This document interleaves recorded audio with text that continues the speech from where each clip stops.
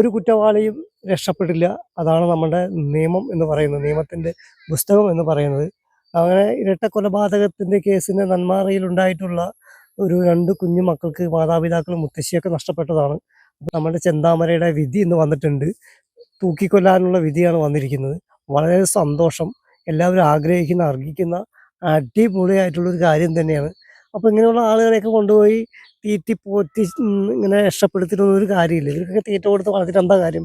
ഇങ്ങനെയുള്ള തൂക്കുകയറ് തന്നെ വേണം. അപ്പോൾ ഇങ്ങനെയൊരു ഇതിനെതിരെയൊക്കെ ഇങ്ങനെയൊക്കെ ചെയ്താൽ മാത്രമേ ഇവരൊക്കെ ഭയം ഉണ്ടാവുള്ളൂ, പേടി ഉണ്ടാവുള്ളൂ. ഇങ്ങനെയൊരു ചെയ്യാതിരിക്കാൻ പറ്റുള്ളൂ. ശരിയല്ല, അവർ അർഹിക്കുന്ന, ആഗ്രഹിക്കുന്നത്.